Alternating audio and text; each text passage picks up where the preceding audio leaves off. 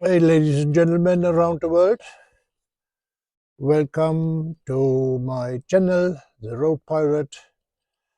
And yeah, I done a lot in my life. I done a lot of traveling on motorcycle, and there were situations.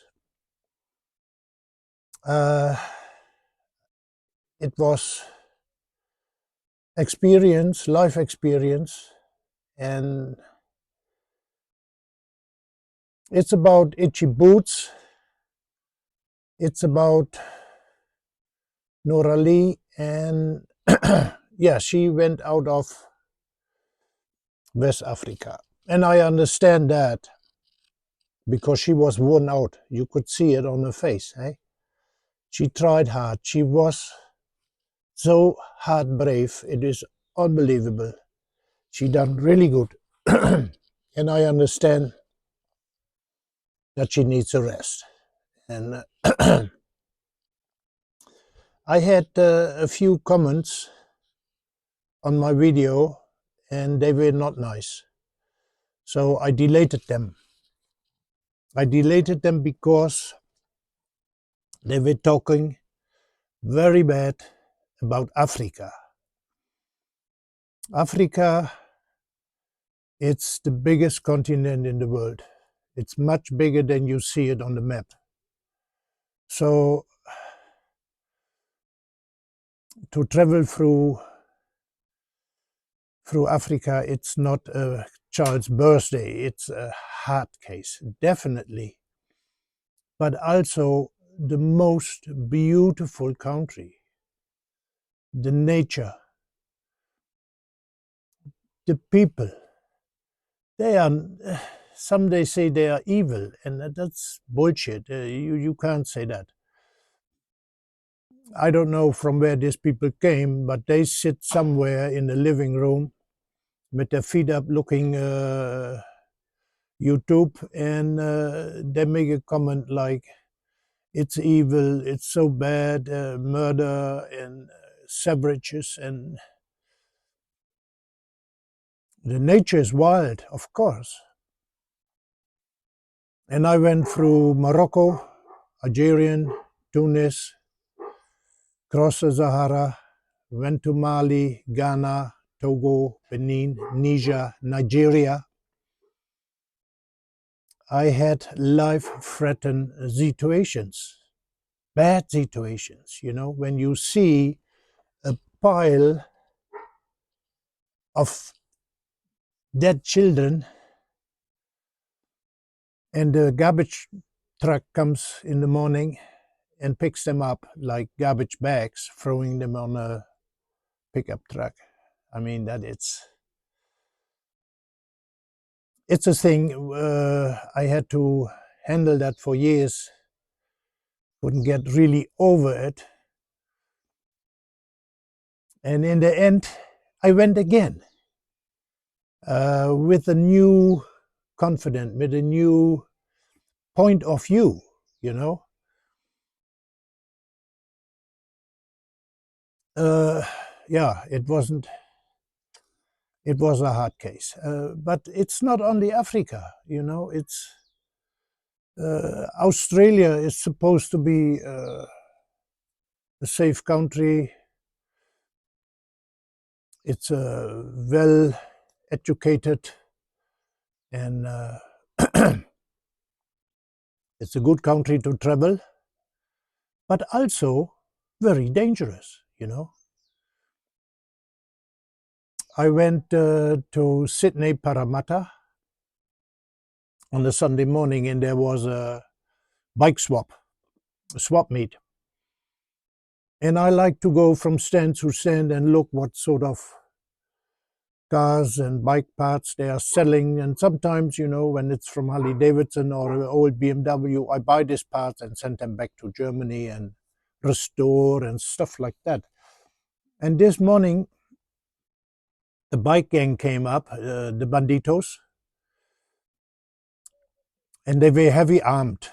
They had baseball bats on the steering wheel. They had shotguns here, They had revolvers here. They were heavily armed. And I thought, okay, it's not my business.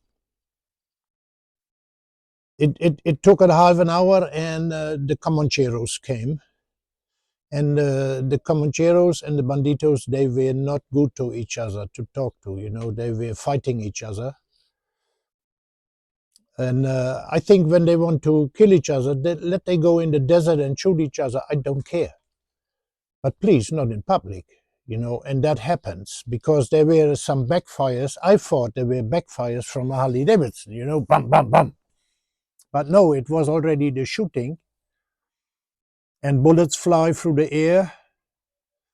And I dived under a car, and I was laying there, and I saw people falling. And after a few minutes, there was a big surround them with blood. They killed each other, and there were 7 people dead. It was the biggest shootout ever in Australia. Excuse me. Even a 14 years old innocent girl was shot, by accident, of course. So the whole shooting, it took about 14 minutes, and it was not nice to see that, and it was a bad experience. But the bad experience was good for me because I learned something. I learned something through that. I went. They made a book out of it. It's called Brothers in Arms. And later on, they made a movie as well. It's called also Brother in Arms. You can buy the book, you can see the movie on YouTube. And I was right in the middle of it. I got the whole shootout. People were screaming and yelling and running. And later on, there were police and cops and helicopters and all that stuff. They arrested the 2 gang members. And as I said, there were 7 dead.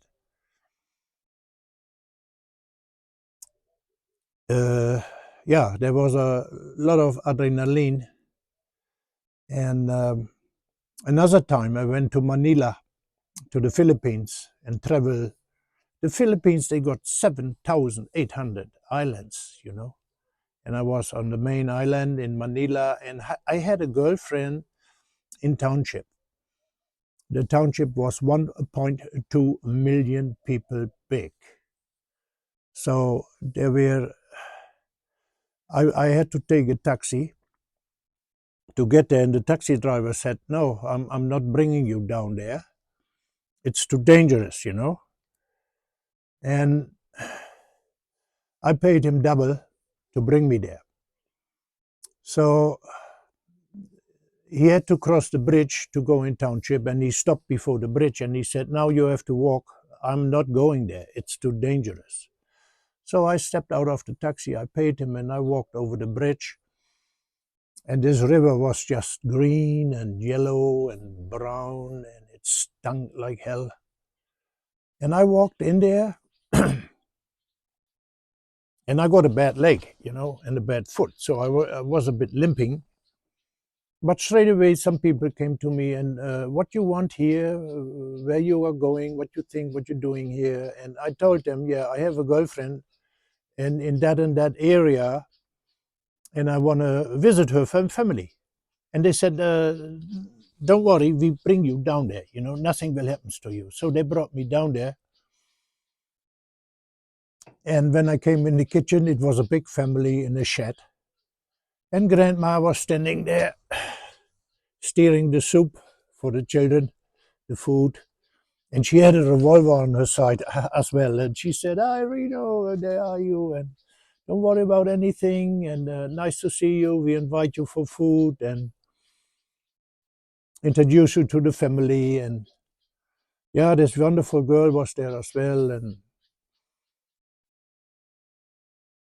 I gave her a big hug, and I gave her a present, and she was very happy. And we ate together and we laughed together and we made jokes. And the grandma said, "Don't worry about anything here. Everybody knows that you are here and that you are my guest. So nothing will happen to you." And that exactly happens. So I can't talk bad about a township. No. I went to townships here in Africa. The same. The white people told me, "Don't go there, they kill you." So I go there and see what happened. And I walked in there and there was some loud music and I went to the music and they asked me the same, "What you doing here?" And I said, "Yeah, I just want to meet people here and talk a bit. How are you? How is the family? How is the brother, sister? How are the children? How are the stock?" and stuff like that. And they invited me because they had a birthday party. So I get food and drink and we partied, loud music, and we had a wonderful time. Nothing happened. So I can't talk bad about it. Africa is not bad. There are situations in Africa, they are bad. But it is a good experience for someone who comes out of the so-called high security towns and stuff like that. We got that in Germany, the big cities, there are areas you can't go as a German. You can walk in there, but you never walk back. So it's not the point of Africa is bad and bad people and even evil. I don't think so. Evil people are everywhere in the world. So it's not, you know, you can't blame everybody for bad things. And sometimes bad things are good for you to see. It depends how you the view of point. So I was in America 5 years, and I was in Fort Wayne, Indiana, and we visit my friends and I. We visit O'Sullivan's. Yeah, it was called O'Sullivan's Irish pub, and we had a few, and we meet good people over there, and everything was fine. And then we wanted to go home, so I go to my bike in the night. It was dark on the parking lot, and suddenly a Mexican guy, he jumped behind the car and he put a gun on my head. Ooh, scary. Yeah, he could shoot me. He could rob me, but he didn't. I talked to him and I said, "What you doing here? Why are you doing this?" "Yeah, we don't have money and we get treated like shit here in this country and blah, blah, blah. I don't have a job." And I talked about with him, very calm, ask him what trade job he learned and how the family is and stuff like that. And I said, "This is not the way, of surviving. Can I like to visit you?" And he said, "Oh, you are welcome. So he put the gun down. And I was there the next day. It was a little Mexican township. And I was there and I was invited, and everybody was friendly and nice to me. And I got beer and I got food, and we talked about family and how is life and stuff like that. And I was there again and again, and it was a fantastic meeting on that parking lot. Uh, Even dangerous situations sometimes are good for you. In the pandemic time, I had a farm here, 25 hectare in the African bush. And in the pandemic time, I was there alone 1.5 years. And it was scary, to be alone so much in the bush with all the wild things and stuff like that. And then the alarm went off and I had to go out at 4 o'clock in the night and it was frosty cold. And yeah, I had to check the fence because the alarm went off and stuff like that. And it was an awful experience to be so long alone. But in the end, it was good for me because I discovered my borders, and today I'm I'm a completely different man about that because of that. It was teaching me life. I had a backpackers over there, you know, a hostel, and the people were not nice. They were stealing and breaking and drunk and fighting and puking and bad language, and it was all not.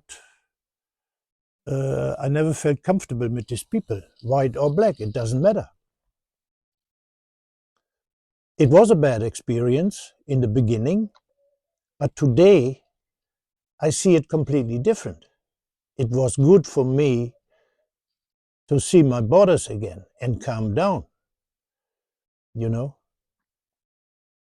So it's don't don't talk about Africa and tell everybody it's so dangerous and it's so bad. Bad people are everywhere in the world, and good people are in Africa as well. I mean, Ichibut, she had all the time, no matter where she was, she had help. She had got good people around her. They are there. You can't blame the whole continent just for one killing of. And when there is war, like the Ukraine and the Russia, they kill each other. It's in the middle of Europe.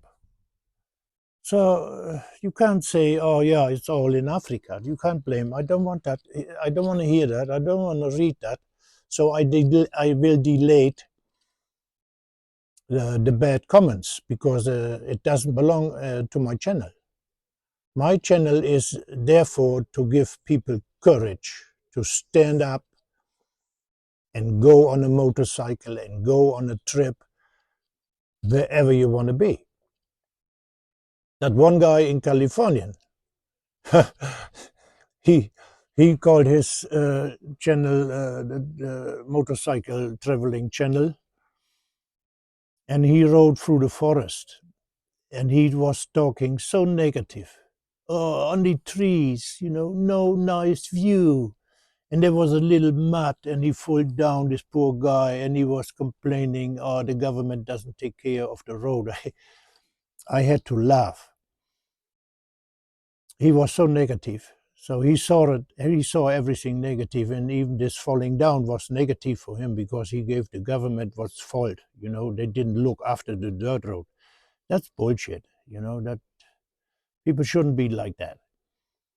No, be positive. Stand up for yourself. Have faith in yourself. Not blind faith, but faith. Yeah. And from there you go into a new life, into an adventure. So I finished, and I talk enough already. Next week I will leave this beautiful place and go for a friend for a couple of days, and then I really hit the road, and I hope you follow me and come with me on the road, and then we will see what really happened, you know. This is beautiful to be with you. I thank you so much. Okay, I'll go around the bike and put the video off. Right? Thank you.